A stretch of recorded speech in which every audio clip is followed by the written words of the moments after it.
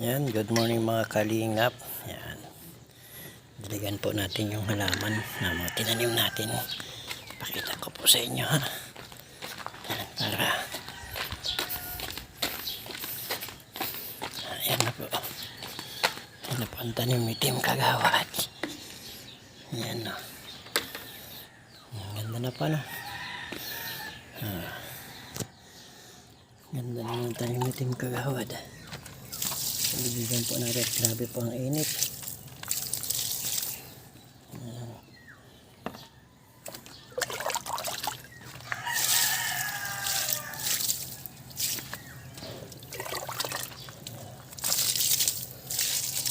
Para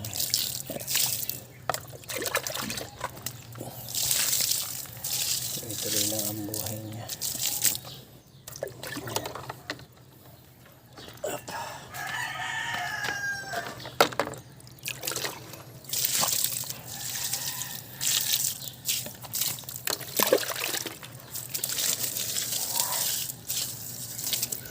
Buhay niya po siya mga kalingap.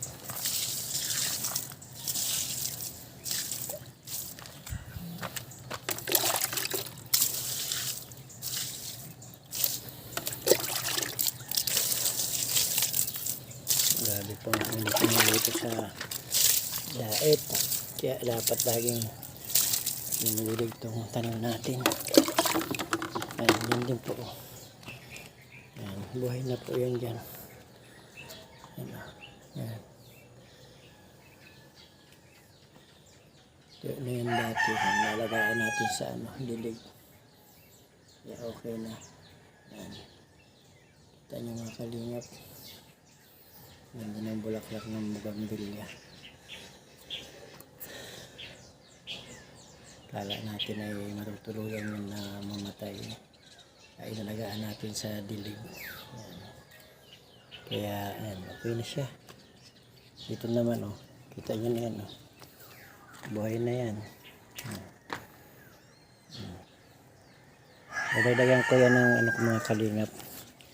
Yung rosas de alas 12. Para lalong gumanda dito sa harap nila Ate Edna. Kasi may bulaklak.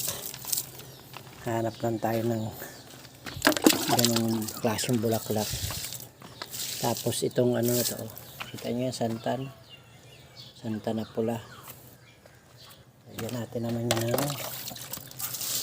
Hanap tayo ng santan na kulay pink. May nakita na tayo yan. Mahingi tayo dun pagbalik natin. Oregano. Yan po. Kalingap. Yan nakarinis dito sa harap nila. Ate Edna. Oh. Kita nyo naman yan. Kasi ito. Nagaan na rin natin to. Lagi natin itong dinidilig. Yung sunflower na ay yung santan. Yan yung tanim dyan ni Kuya Andy. Yan. Samahan niya ako mga kalingap at diligin natin yan. Tapos ito. Yan, buhay na yan. Nilipat natin yan sa kanto mga kalingap. Ganda na siya.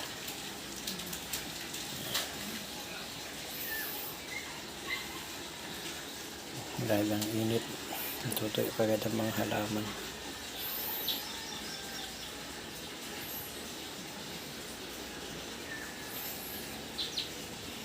Yan, tapos ito mga kalingap, kung nakita nyo ito, hiningi namin niya sa kapitbahay.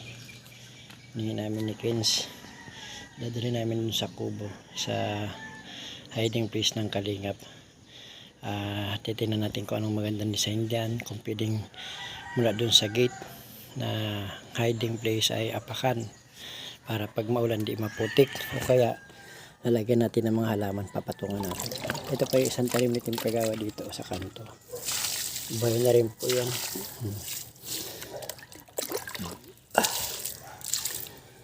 Lalagyan natin sa diligat para hindi siya matuyo.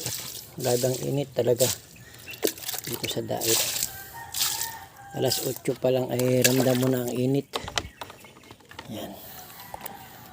Malinis na yan dyan. Oh. Harap na yan. Malinis na yan mga kalingap. Yan.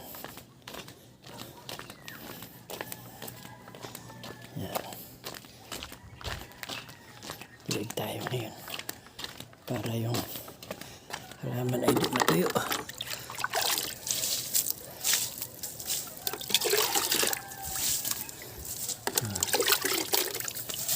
Ganda na ng halaman natin dyan.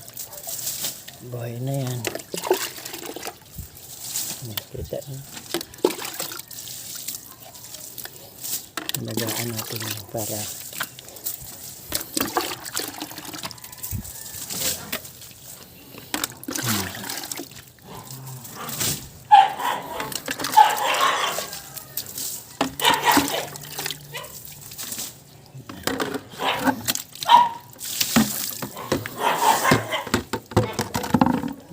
kalingap. Tapos na tayong magdilig. Ganda na. Yan na yung halaman ni Kagawad. Tanim ni Team Kagawad. Kita nyo, dilig na natin yan. Ang ganda na po baga. Linis na tingnan. Ito naman ang next project na naman natin. I-trim na naman natin ito at malago na naman siya. Trim natin siya. Ang gaya ng ginawa natin. Yan. Siguro pag wala kaming lakad o maagap na kauwi.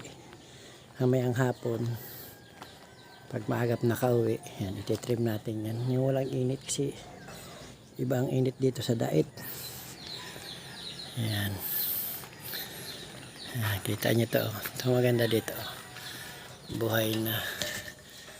Dati wala na yung mga dahon, wala ng bulaklak. Yan. Nasa ulian, natsagaan natin sa dilig. Kaya umaga at hapon. Yan. Ang ganda na ng dito, harap ng bahay ni Ate Edna. Puro na talaga siya. Bulaklak. Yan, yung iba niyan, dinala namin sa hiding place, mga kalingap. Yan.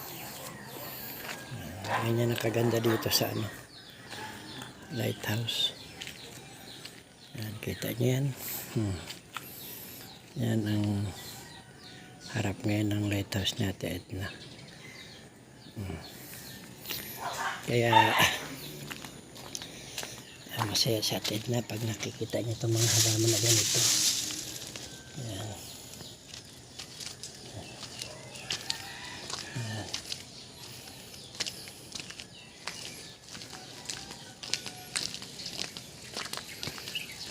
Shout out mga kalingap ha.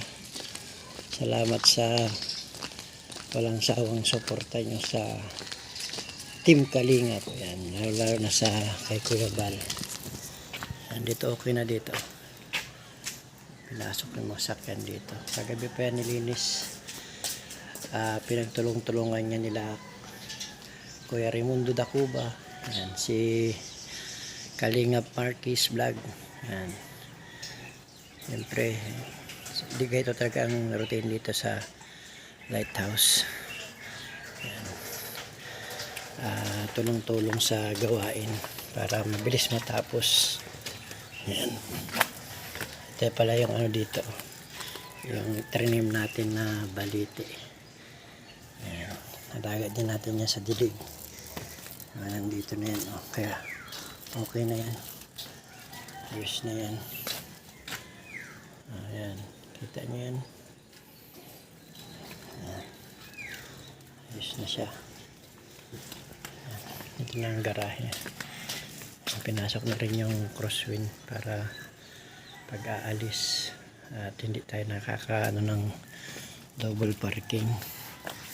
Ayan.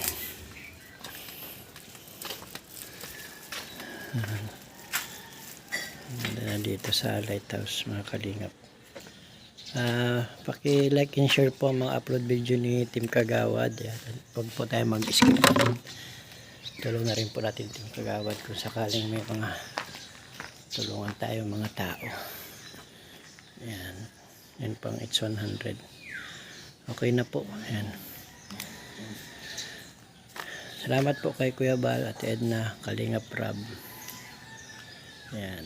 Ano po pala, congrats kay Kalingap Rab, kay Kuya Bal, at nakapasok sila sa Best Vlogger sa 2023. Pang number 12 si Kalinga Prab, at pang 41 naman si Kuya Bal. Yan. Salamat po sa inyo mga suporta, mga team Kalingap. Yan. At congrats din sa mag-asawang Jack and Ma'am Jackie and Kalinga Prab dahil sa kanilang wedding anniversary. Yan, congrats. Salamat po sa inyong lahat. Don't skip ad po and like and share. Yan, ito po si Team Kagawad. Yan, God bless us always po and stay safe at Diyos mabalos sa indong gabos. Yan, bye bye po, bye bye. Ayan po si Super Pickup.